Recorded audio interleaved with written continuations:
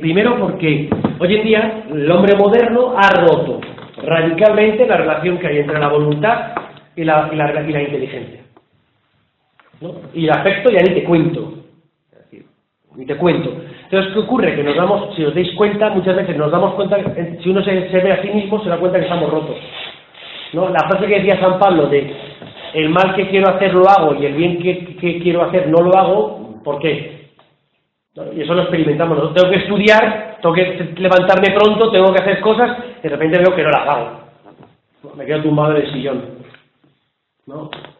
En cosas tan banales como esa, o en temas ya más profundas de las relaciones humanas, ¿no? Tengo un amigo que sé que tengo que llamar por teléfono, lo dejo pasar, no lo llamo, no me intereso por él, y luego, sí, tenía que haberle llamado, ¿no? ¿Y por qué nos damos cuenta que sentimos esa fractura, ¿no? Sentimos un poco esa fractura. ¿Dónde viene el problema? Pues si os interesa, a mí lo primero que quería ver es un poquito cómo realmente, desgraciadamente, el hombre moderno funciona con los afectos, la voluntad y la inteligencia como si no tuvieran relación una con otra. Que ahí está el problema, ¿no? O sea, la afectividad tiene relación con la voluntad y la voluntad tiene razón con la inteligencia, y la inteligencia y el afecto tienen relación. Si rompemos esa relación, nos damos cuenta que estamos perdidos en nuestro obrar cotidiano y en nuestra vida moral. ¿Cuál es el problema del hombre moderno hoy en día, el afecto? El emotivismo. Lo hemos hablado muchas veces, ¿no? El hombre moderno es emotivista. ¿Qué significa que el hombre moderno es emotivista? La verdad está en lo que siento. Así de sencillo. Me identifico con mi sentimiento. Estoy triste, soy triste. ¿No? Soy triste. No sé, es decir, me han hecho daño, soy víctima, ¿no? Nos identificamos con nuestros sentimientos, o al revés, o sea, nos movemos a base de sentimientos, y por eso nos damos cuenta que somos sumamente inconstantes, ¿no? Empezamos con muchas ganas, ¿no?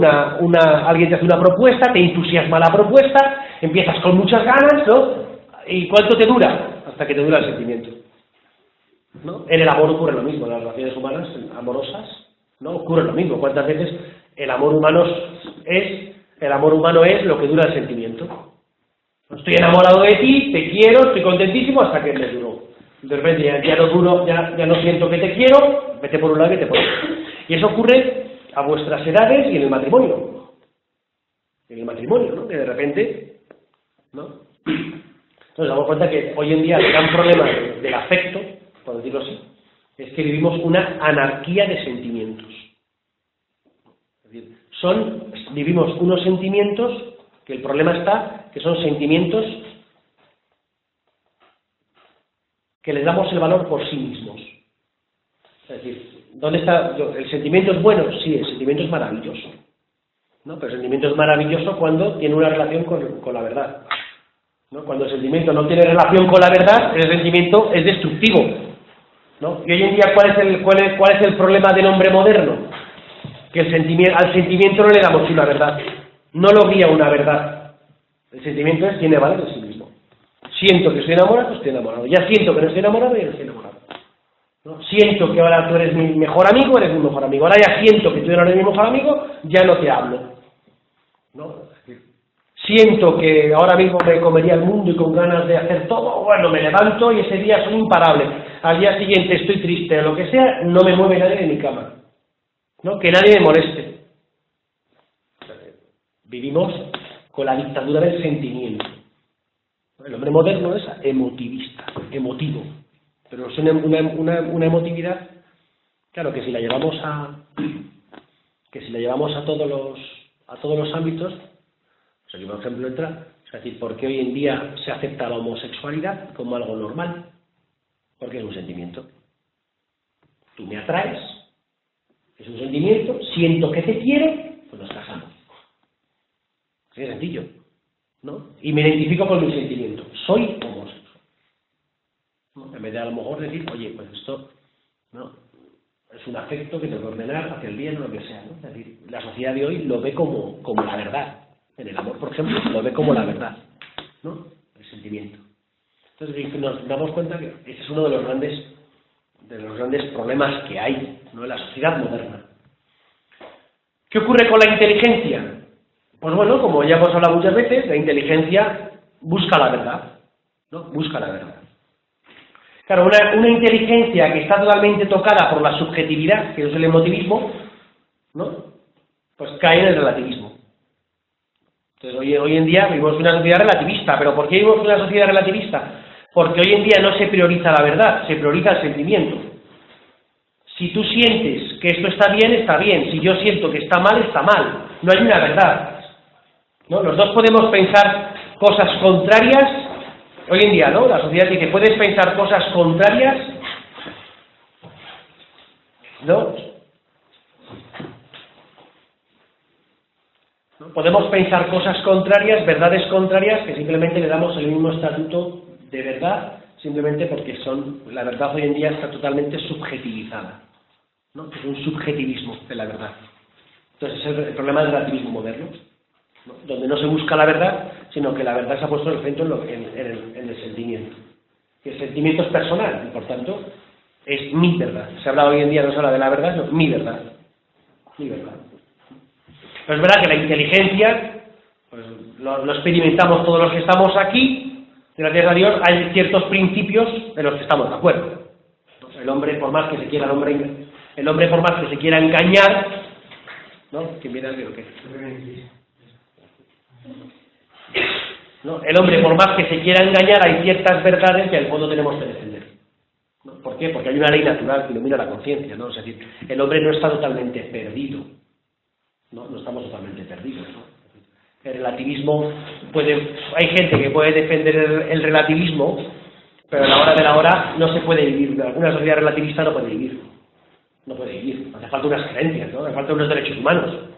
Hace falta unos principios en los que podamos convivir juntos, aunque lo llamemos contractualismo, ¿no? Que es como la ley tiene esa función hoy en día en la sociedad, ¿no? Hoy en día la sociedad de hoy que dice, es moral si está legislado, ¿no? Es lo que dice la sociedad de hoy, ¿no? Es moral si está legislado. Tú puedes robar si es legal, ¿no? Entonces ahí tenemos todo el problema de corrupción, ¿no? Todo el problema de corrupción actual es eso, que la moral la rige la ley. ¿Es válido abortar si la ley lo permite? Hay gente que plantea así. Pues vamos a, ¿no? O sea, pero es verdad, pero fijaros que detrás de eso, detrás de este pensamiento, en el fondo, se reconoce que tiene que haber unos mínimos principios, unas mínimas verdades para poder convivir. ¿No? Pero ahí está la ley natural que ilumina la conciencia. Tú a través de esa conciencia puedes saber lo que está bien y lo que está mal. Pero ¿sabéis cuál es el problema? Que tú a través de la conciencia puedes saber lo que está bien y lo que está mal, pero a nivel de principios generales. Matar directamente a un inocente está mal. Eso lo defienden todas las sociedades. Todas las sociedades, es un principio. Hace el bien, evita el mal. Es un principio moral que nadie discute. ¿No? Que nadie discute. Claro, el problema de la conciencia es en el obrar concreto. O sea, es decir, me tomo una cerveza, me han cobrado de menos, ¿tengo que volver o no tengo que volver? ¿No?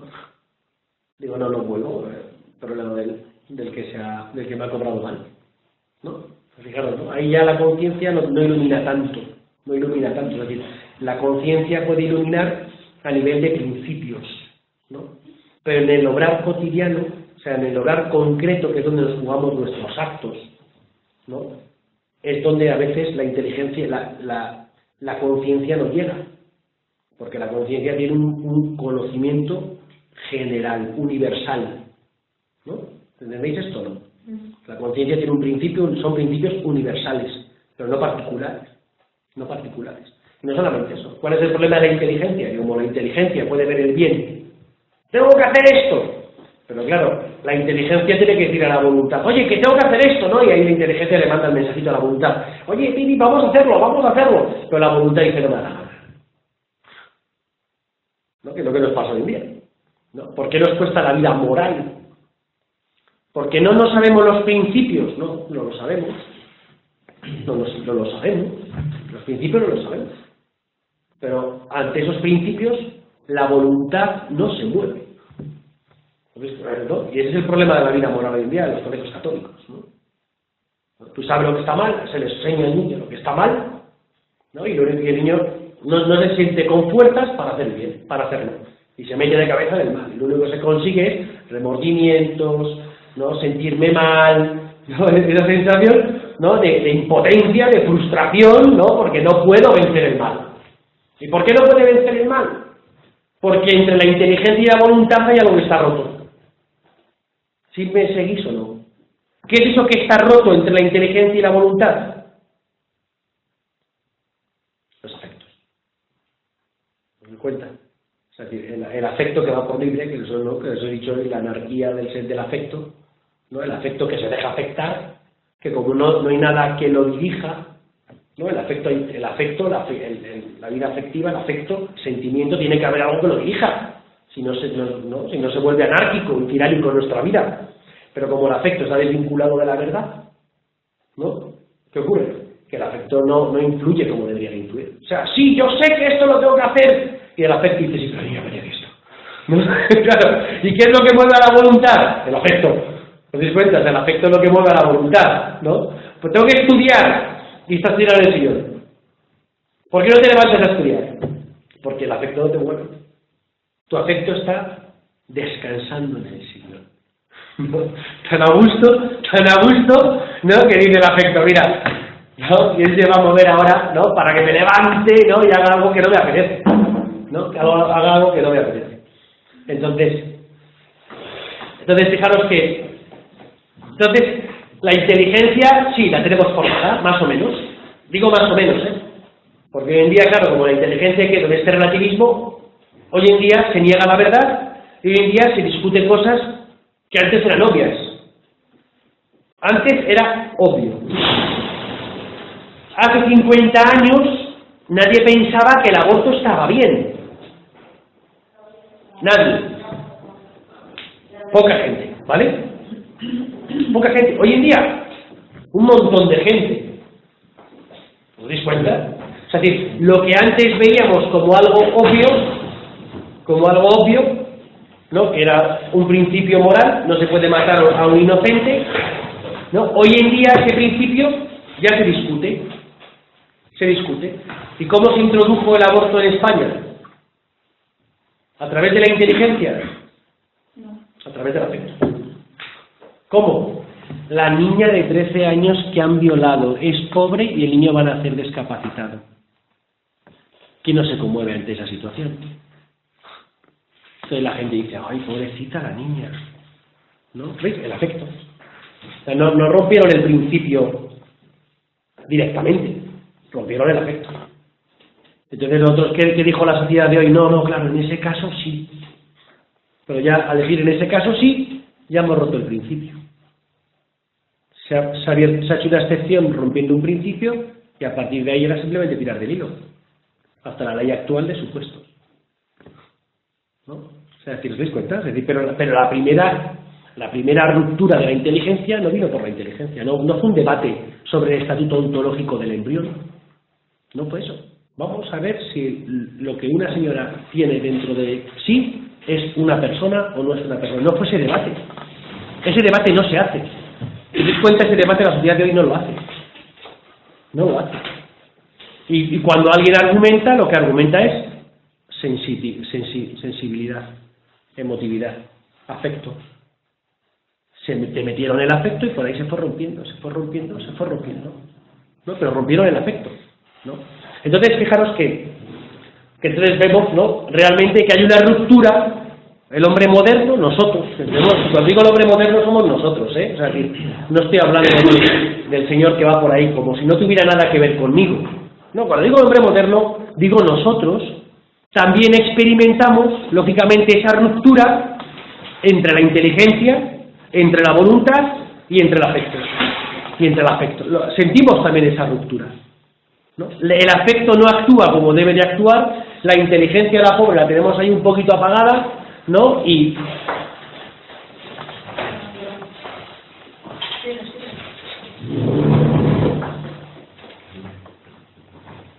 Entonces, ¿veis dónde está la problemática? ¿No? ¿Sí veis dónde está la problemática?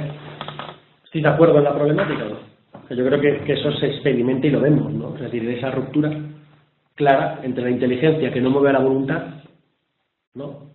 Un afecto que va por libre, loco y tiránico y anárquico, ¿no? Que es el que impulsa un poco mi voluntad, pero no impulsa la voluntad.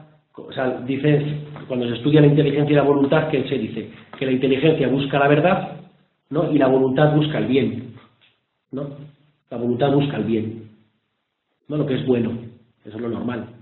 Pero nos damos cuenta que ahora mismo la inteligencia está, sí, tenemos los primeros principios que nos intentamos poner de acuerdo, ¿no? Pero desgraciadamente la sociedad moderna, esos primeros principios para ponernos de acuerdo, está a base de un legislador, ¿no? Que es el contractualismo total, ¿no? Que vivimos, ¿no? Con esa influencia de Rousseau, ¿no? Del hombre salvaje, ¿no? Es que es la antropología que está detrás, ¿no? El Rousseau, el hombre salvaje, que para poder vivir en comunidad lo que tenemos que hacer es quitarnos libertades.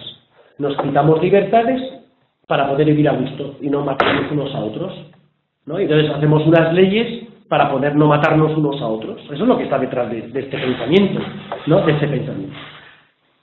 Entonces, por una parte la inteligencia y algunos principios que todavía más o menos están ahí. Es verdad que la persona, nosotros los tenemos por ley natural, pero es verdad una inteligencia muy influida por el relativismo, que es toda esta fuerza de la subjetividad, ¿no? De la tiranía del afecto, ¿no?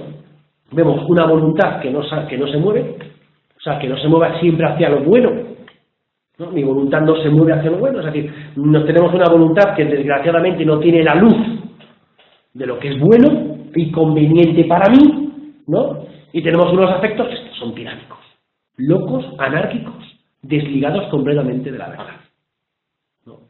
Claro, con este panorama nos encontramos en el hombre moderno con la vida moral que tiene, ¿no?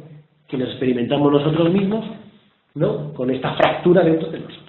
Entonces, ¿qué ocurre? Que el camino lógicamente tiene que ser el de poder integrar, ¿no? Poder integrar, o sea, que el afecto realmente mueva la voluntad, ¿no? Que la inteligencia se deje iluminar por el afecto y al revés, que la inteligencia ilumine el afecto, ¿no? Y que los tres funcionen de tal manera que nos ayuden a nosotros en nuestro obrar, en nuestra vida, en nuestras decisiones. Tengo que hacer esto, tengo que hacer lo otro, ¿no? Esto está bien o está mal, ¿no? Pero es logrando la integridad. ¿Cómo se logra esto? ¿Cómo se logra esto? ¿No? Es la pregunta, ¿cómo se logra esto? Pues mirad, es que hay una palabra muy sencilla que lo resume todo, que la palabra es virtudes, ¿no? ¿Qué es una virtud? Una virtud es un hábito operativo, ¿no? Que me ayuda en la acción, hace fácil la acción, ¿no? La virtud tiene una parte afectiva. Es decir, ¿cómo se forman las virtudes? Aquí en tu colegio te hablamos. ¿No te hablan de las virtudes de los colegios vuestros? Se machacan. Pero las virtudes no se nace con ello, no es algo que tienes o no tienes. No. ¿Se potencia? La virtud es algo que tú tienes que construir, porque es un hábito operativo, es un hábito secundario. Es algo que tú tienes que construir y lo vas construyendo a través de tus actos. Lo contrario a las virtudes, ¿cuáles son? ¿Qué son? Los vicios. ¿Te das cuenta? Es decir, hay actos virtuosos y actos viciosos. ¿Qué es un acto virtuoso? El acto que a mí me sale con facilidad hacia el bien. ¿Cuál es el acto vicioso? La tendencia natural y fácil para hacer el mal, ¿no? Y del vicio surgen las adicciones. ¿Me entiendes? Esto, por paréntesis, es importante, en nuestra vida moral es importante descubrirlo. ¿Esto es una debilidad o es un vicio? ¿Qué es distinto? Puede ser una debilidad, bueno, me pego un tostazo, paciencia, ¿no? Me levanto. Pero puede ser un vicio. Entonces, cuando hay un vicio ya hay una tendencia, ya tiene que haber un trabajo mucho más profundo y constante para superar un vicio, ¿no? O sea, no es, ¿no? Y luego llega la adicción, que eso ya es, en algunos casos, pues la esclavitud total, ¿no? O sea, si el vicio es una tendencia fácil a hacer el mal, la adicción, ¿no? Ya es la esclavitud de, ¿no? O sea, tengo una adicción, ¿no? Ya es una esclavitud. Lo opuesto que es el hábito, ¿no? La virtud, la virtud. La vida moral nos la jugamos en las virtudes. Es que esto es importante subrayarlo. Es decir, el hombre moral es el hombre virtuoso. Es decir, el hombre que con facilidad descubre cuál es el bien concreto. Porque las virtudes actúan en lo concreto. Aquí y ahora. ¿Me entendéis? Es decir, la virtud no actúa en el ámbito especulativo de los principios, como la conciencia. La virtud actúa a través de la inteligencia práctica, ¿no? Y la inteligencia práctica. Aquí, en este caso concreto, ¿cómo tengo que actuar? No, esa es la pregunta. ¿Y esto cómo surge? ¿A base de que yo me ponga en el sillón y haga un esquema y vea pros y contras, circunstancias, ¿no? Consecuencias de mis actos y tal? No. Lo normal es una tendencia afectiva. O sea, porque la afectividad tiene también una inteligencia. Eso es lo que hay que ver, es decir, lo que hay que descubrir. Es decir, tu mismo sentimiento, tu mismo afecto, son cosas distintas, ¿no? Pero el mismo afecto tiene algo que te ilumina. Es decir, la madre que tiene a su bebé en brazos, con facilidad busca el bien del niño. ¿Os das cuenta? Y lo percibe. No tiene que hacer un esquema. ¿Y sabe lo que tiene que hacer? Hay un conocimiento afectivo. ¿Entendéis? Hay un conocimiento afectivo. Es decir, cuando tú te enamoras de una chica o de un chico, hay un afecto. Hay un afecto. Si tú ese enamoramiento haces que ese afecto se encierre en sí mismo, no construyes nada. ¿No? Si tú te das cuenta que ese afecto apunta a una verdad, ¿no? Que es la plenitud en el amor, ¿no? Que es el bien de la otra persona, ¿entiendes? Tu afecto va dirigido a una plenitud en tu obrar. ¿Te das cuenta? Claro, por eso es lo interesante. Lo interesante es darte cuenta que tu afecto también te ilumina en el bien hacia la otra persona, en el bien concreto. O sea, la afectividad también tiene una forma de conocimiento, ¿no? Que es el conocimiento del amor, ¿no? Esa famosa frase de Pascal, ¿no? De el corazón tiene razones que la inteligencia no conoce, ¿no? Algo así decía la frase, ¿no? Pues esa frase viene a explicar un poco esto. Hay un conocimiento por el afecto, ¿no? Que pues no lo voy a explicar ahora como ese tipo de conocimiento, que son dos conocimientos distintos. Una por la propia dirección del afecto, que tiende siempre a un bien, ¿no? Yo cuando me enamoro de una persona busco la comunión con esa persona, ¿no? La comunión, la unión. Si no busco la comunión, ese afecto no está bien dirigido, ¿no? Y luego también el afecto, el amor por connaturalidad, el conocimiento por connaturalidad, ¿no? O sea, es decir, dos personas semejantes se conocen, o sea, es decir, la semejanza de la persona, que es el conocimiento por connaturalidad, ¿no? Esto es importante verlo. Es decir, lo primero que tenemos que hacer, el hombre moderno, lo primero que tiene que hacer es tener cuidado. O sea, el afecto es una fuerza impresionante porque es lo que va a mover la voluntad, pero el hombre moderno tiene que aprender a educar esa parte afectiva. Hay que aprender a educar el corazón. Hay que educar esa parte, ¿no? ¿Y cómo se hace eso? Pues, lógicamente, intentando iluminar siempre el afecto a través de la luz del bien y de la verdad. ¿No? Es decir, al afecto hay que meterle, hay que incorporarle esa parte meditativa, ¿no? Es decir, ¿esto realmente tiende al bien o me encierro en mí mismo? Claro, ese ejercicio hay que hacerlo. ¿Y por qué digo que hay que hacerlo? Porque nosotros que estamos en el mundo del siglo XXI no nacemos sabiendo esto. No nacemos. Entonces eso hay que ejercitar, ¿no? O sea, es decir, a la vida afectiva hay que iluminarla a través de la verdad, ¿no? Y percibiendo también con propia sinceridad la verdad del corazón, ¿no? Lo que yo os he dicho muchas veces, es decir, ¿cuántas veces podemos hacer 1000 experiencias, ¿no? Y yo puedo reconocer dentro del interior si esa experiencia ha sido auténtica y verdadera o no. Y eso también lo vemos a través de nuestra propia vida afectiva, ¿no? Es decir, yo cuando hago algo que me siento que he dado lo mejor de mí mismo, me siento satisfecho, ¿no? ¿Y por qué me siento satisfecho? Porque mi propio corazón me dice, esto es auténtico, ¿no? Esto es verdadero. Entonces, fijaros como el mismo corazón me marca un camino, ¿no? Claro, pero entonces lo que hay que hacer es que esa vida afectiva, ese afecto, tenga una disposición hacia el bien, ¿vale? Hacia el bien.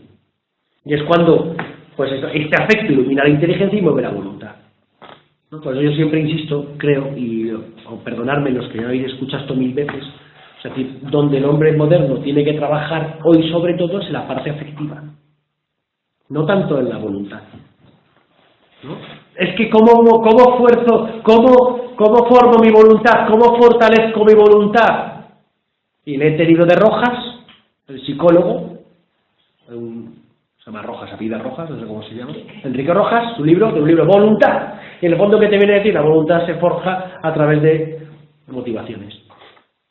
¿Qué es una motivación? Que soy capaz de percibir el bien en lo que hago. Es una motivación, ¿no? Claro.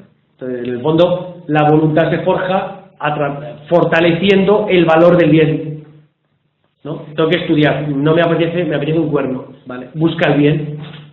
¿Por qué estudias? Busca motivaciones profundas, motivaciones que te levanten del sillón, ¿no? Pues voy a estudiar para sacar una buena nota. Voy a estudiar para, oye, que es entregar mi vida, que es como me siento más satisfecho, que es lo que tengo que hacer, no estar aquí una hora tumbado en el sillón sin hacer nada, cuando la vida es para entregarla y hacer y aprovechar. Es para mi crecimiento personal. Voy a estudiar para construirme como persona. Voy a estudiar por amor. Oye, que voy a hacer una carrera que el día de mañana me ayuda a la gente. Tengo la responsabilidad de preocuparme y de estudiarla a fondo, sea lo que sea, abogado, médico, lo que sea, para hacer bien mi trabajo y poder ofrecer y poder dar el mejor servicio a la gente. Entonces, ¿veis? Motivaciones diversas.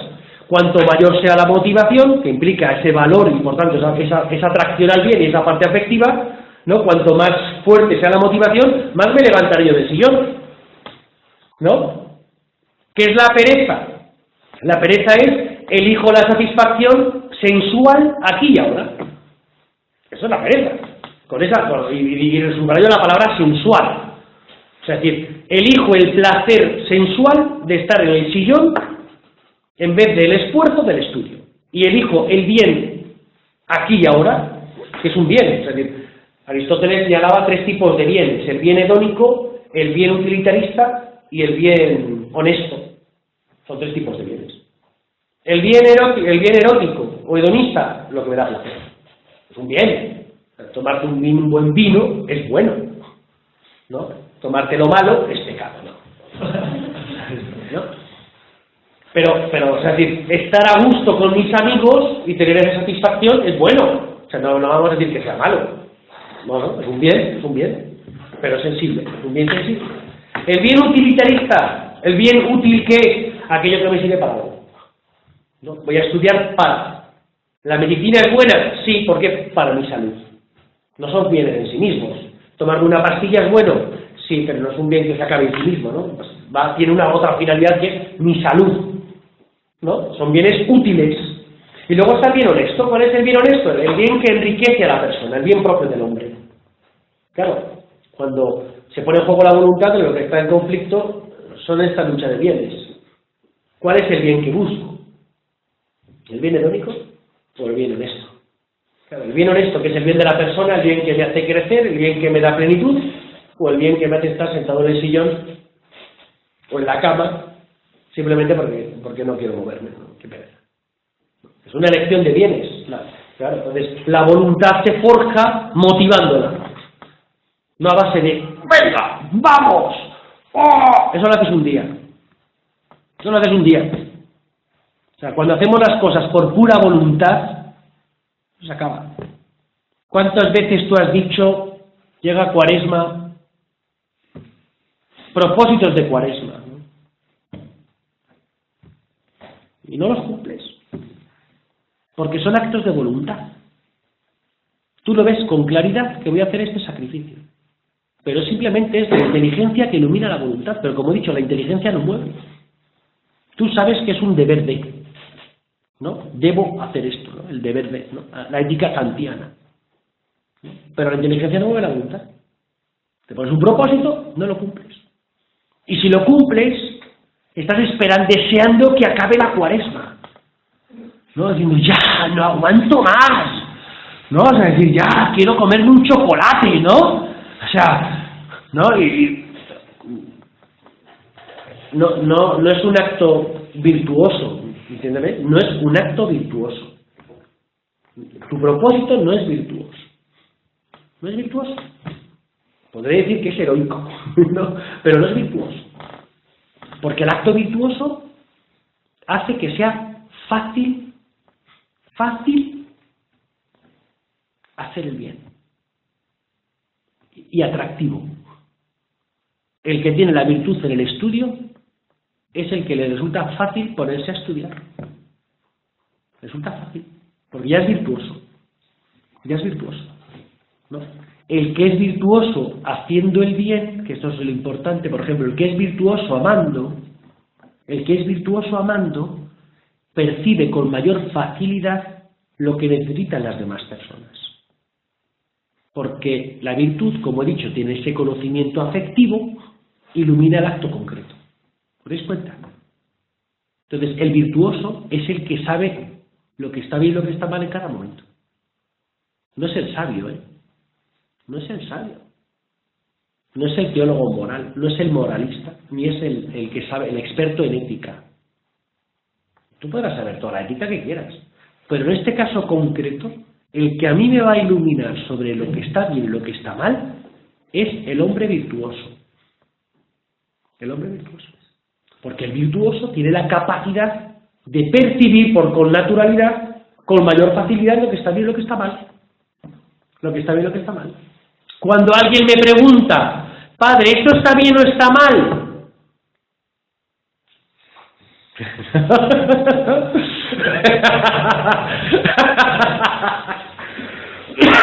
¿Por qué te ríes, Joaquín, hombre? No, te ha reído primero, Santi. Vale.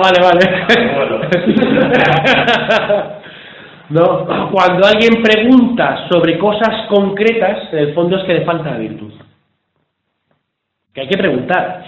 O sea, qué maravilla que se pregunte, ¿no? O sea, Tomás de Aquino dice, cuando haya dudas sobre lo que está bien y lo que está mal, dice, pero lo dices a Tomás de Aquino, que era un gran teólogo. Dice, no le preguntes al sabio, pregúntale al virtuoso.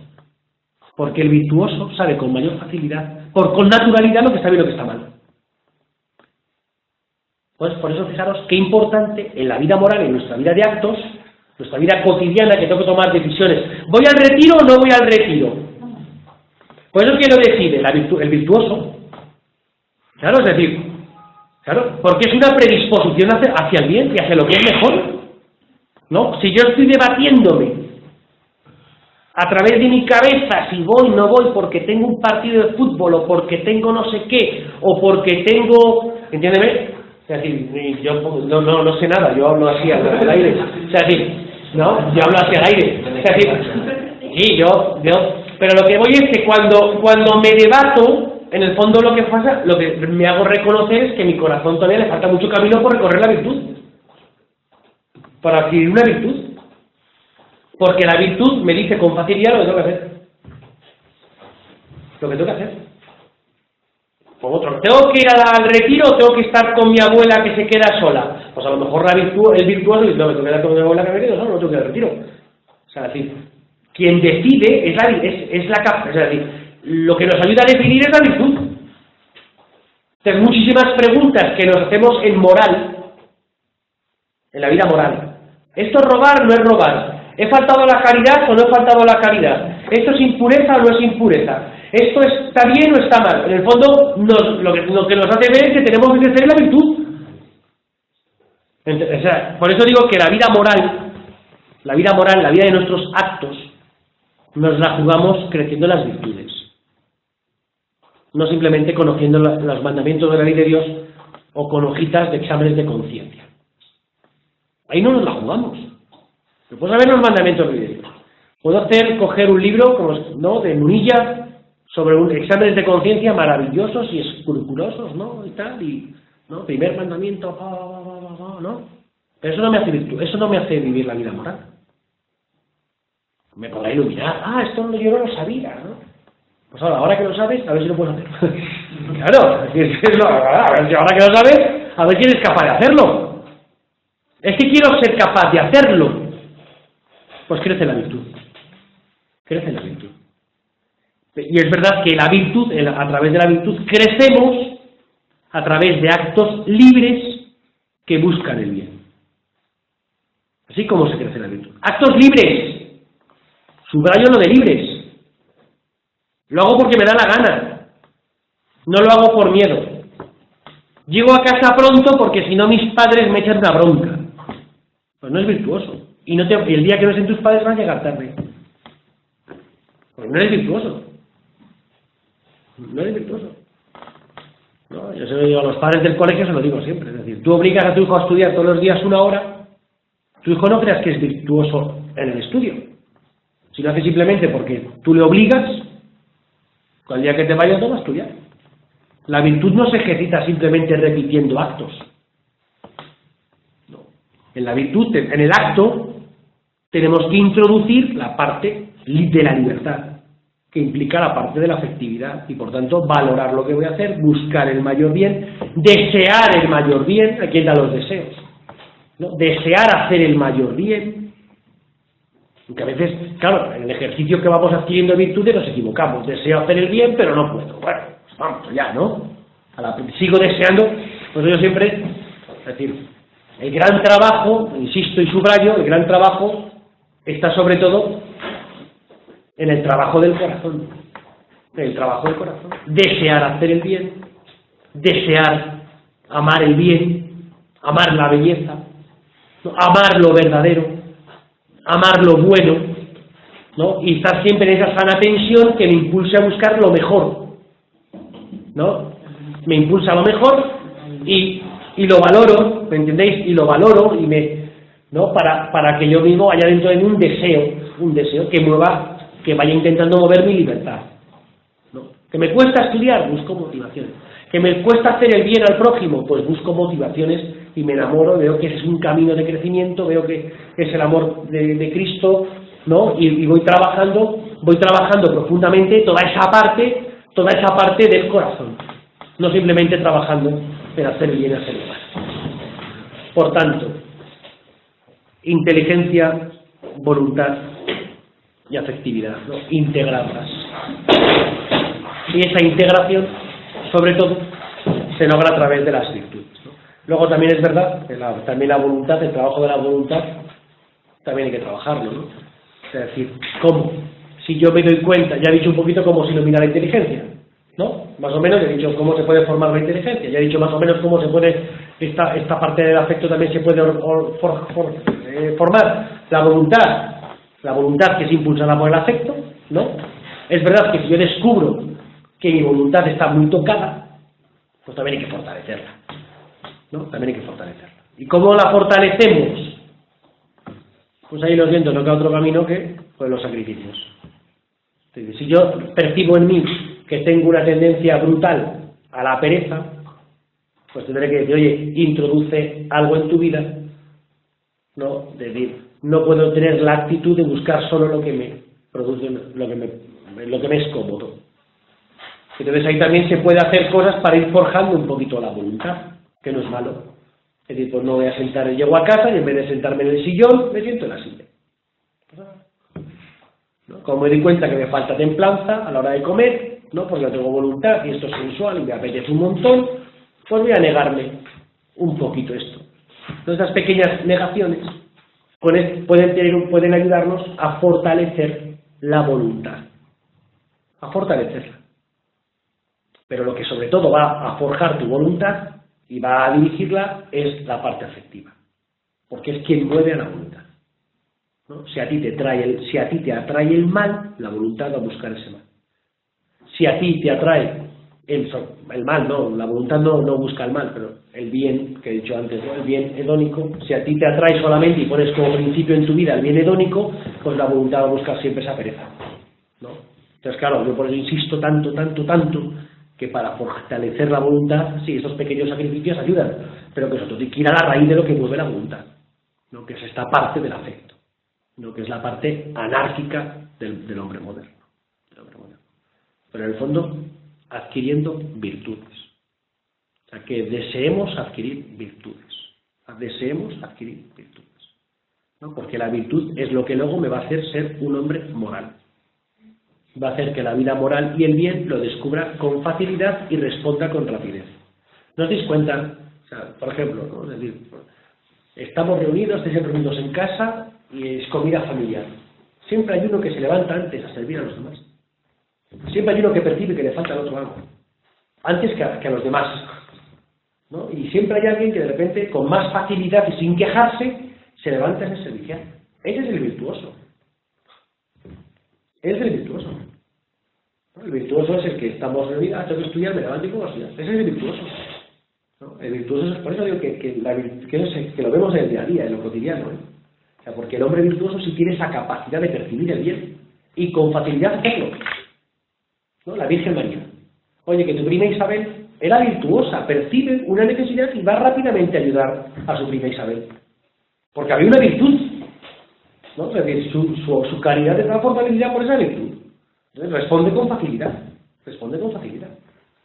¿No? Jesucristo ve a la multitud y se conmueve. Era virtuoso, ¿no? Porque enseguida se mueve, percibe una necesidad que le toca al corazón, de la parte afectiva, y se pone a actuar. Es virtuoso.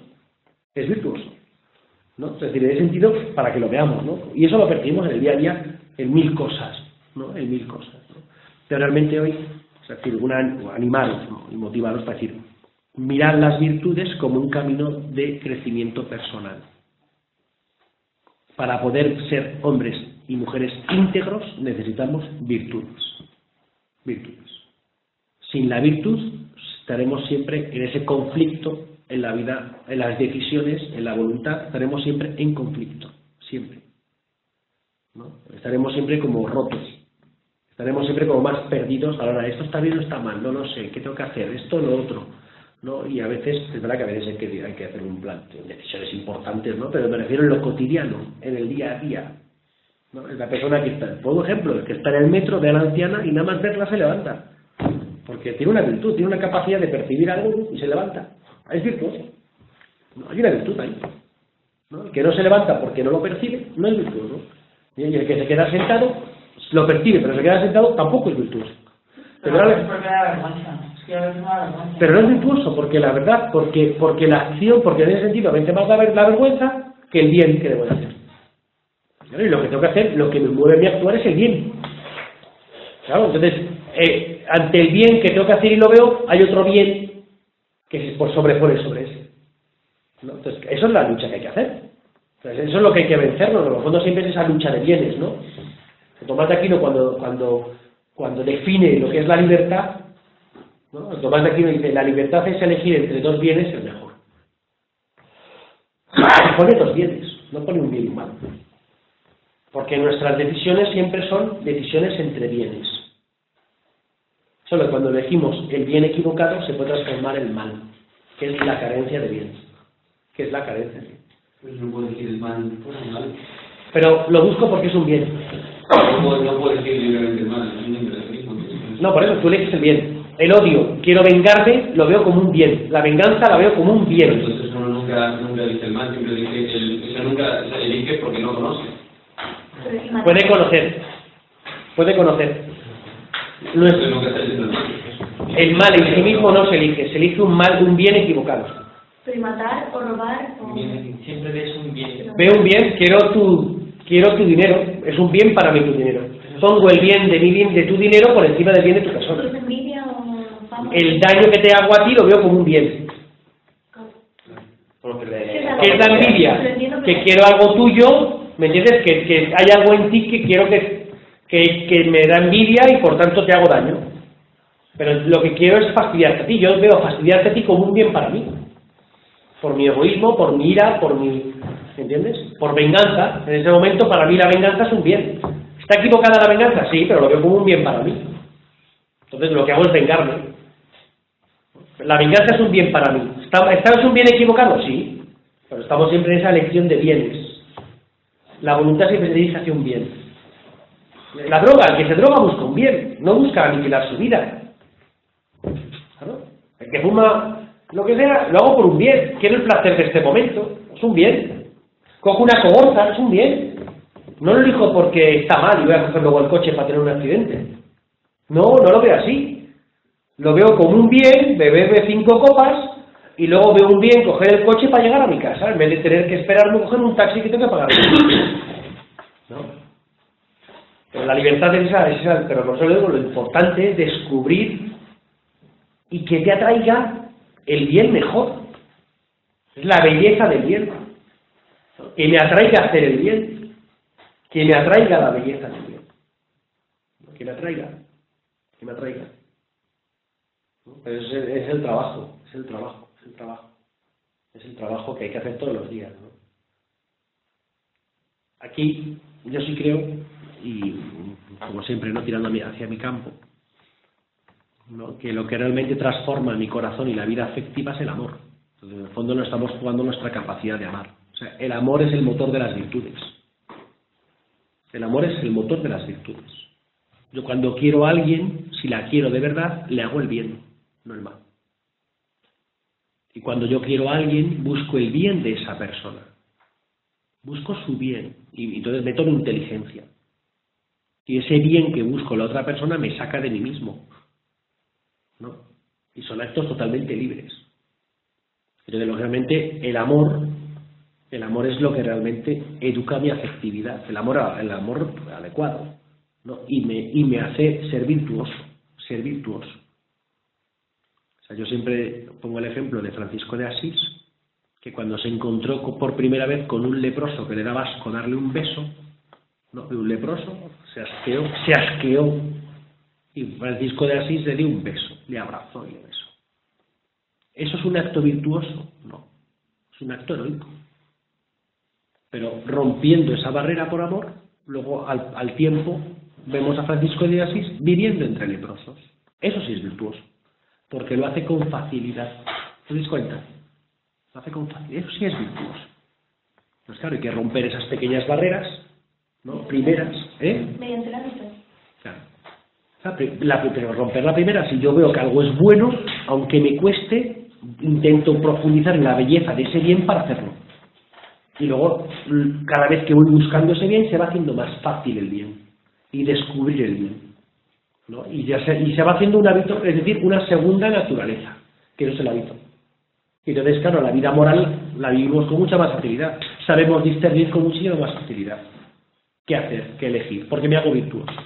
Pero es el amor. Y luego, lógicamente, pues esa amistad con Cristo también forja la virtud. También forja la virtud, ¿no? Porque la amistad con Cristo proporciona en mí que Él está dentro de mí y transforma mi corazón, porque yo aprendo a amar lo que Él ama. Porque se me hace bello el amigo que se hace humilde. Entonces veo a Cristo, que es humilde, que me ama y veo que me perdona, pues surgirá en mí el deseo de perdonar. Pero oye, yo quiero ser como Él, ¿no? Y Él me va a transformar el corazón. Y veo el perdón como un bien, ¿no? Y veo la humildad como un bien. Y veo limpiar los pies a los apóstoles y ser servicial como un bien. ¿Y eso qué lo logra? Pues lo que decía antes del amor por connaturalidad, del conocimiento por connaturalidad. Entonces, claro, fijaros que también en este ámbito de las virtudes, y esto lo dice Santo Tomás de Aquino y San Agustín, ¿no? No crees que... O sea, el amor es el que mueve las virtudes, ¿no? Es más, San Agustín dice que es la virtud, y San Agustín dice el orden en el amor. El orden en el amor, esa es la virtud. Quien sabe amar ordenadamente es virtuoso. No, es virtuoso. Entonces, en la medida en que yo vaya metiendo en mi vida el orden en el amor, no, voy haciéndome virtuoso. Hoy, el Evangelio era el Padre Nuestro. Era el Padre Nuestro. Interesante el Padre Nuestro, ¿no? 7 peticiones. Pero, si tú coges las primeras, son peticiones que se refieren a Dios. Santificado sea tu nombre. Venga tu reino. Hágase tu voluntad en la tierra como en el cielo. Las 3 primeras, ¿no? Se refieren a Dios. Luego es verdad que la cuarta, danos hoy nuestro pan de cada día. Pero las siguientes, ¿hacia dónde van? Hacia el prójimo. Perdónanos las ofensas, como nosotros perdonamos. Y no nos dejes caer en la tentación. ¿No? Pues no, al prójimo no. Eso son las bienaventuranzas, lo que sea. Pero aquí el punto interesante, ¿por qué me resulta interesante? Porque es la oración que Cristo nos enseñó, ¿no? Es la oración que Cristo nos enseñó. Y lo primero que nos está diciendo al ponernos Padre Nuestro que estás en el cielo, primero al ponernos Padre Nuestro, Tú empiezas el Padre Nuestro diciendo Padre Nuestro. ¿Eso introduce algo? Somos hermanos. Algo más. Introduce un vínculo entre tú y Dios. Que eso ya lo implica. Y el vínculo implica una relación de amor, implica un afecto. Claro, tú dices Padre Nuestro. Te estás poniendo en tu corazón con un vínculo, con un tipo de relación que te dice a ti quién eres, ¿no? Te dice a ti quién eres, yo soy el Hijo, ¿no? Y por tanto vivo en dependencia del Padre, vivo en amor del Padre, quiero agradar al Padre, amo al Padre, el Padre me ama a mí. Es un tipo de relación lo que marca. Es decir, el Padre Nuestro lo primero que nos marca es una relación que tiene que ver con la vida afectiva. Así empieza el Padre Nuestro. Padre Nuestro, un afecto. ¿Y luego qué nos pone? Claro, si cogemos, yo digo, lo primero que nos pone es el amor a Dios sobre todas las cosas. ¿Qué significa amar a Dios sobre todas las cosas? Santificado sea tu nombre, venga tu reino, hágase tu voluntad en la tierra como en el cielo. ¿Y por qué el amor a Dios en primer lugar sobre todas las cosas? Porque volvemos al tema de las virtudes del orden del amor. Cuando yo soy capaz de amar a Dios sobre todas las cosas, mi corazón se ordena. Yo lo primero que me pone el Padre Nuestro. Lo primero que está diciendo Cristo es Padre Nuestro y sé hijo. Trata al Padre como merece. ¿Y qué hace el Hijo? La voluntad del Padre. ¿Y qué hace el Hijo? Glorificar a su Padre. A todos los padres quieren que sus hijos, o sea, quieren estar orgullosos de sus hijos, ¿no? Todos los padres quieren estar orgullosos de sus hijos, ¿no? Las buenas obras del Hijo, de vuestras, hablan bien de vuestros padres. Es así, de la vida humana, pues también lo podéis, ¿no? Santificado sea tu nombre. Santificado sea tu nombre. Pero veis, lo primero es amar lo que el Padre ama.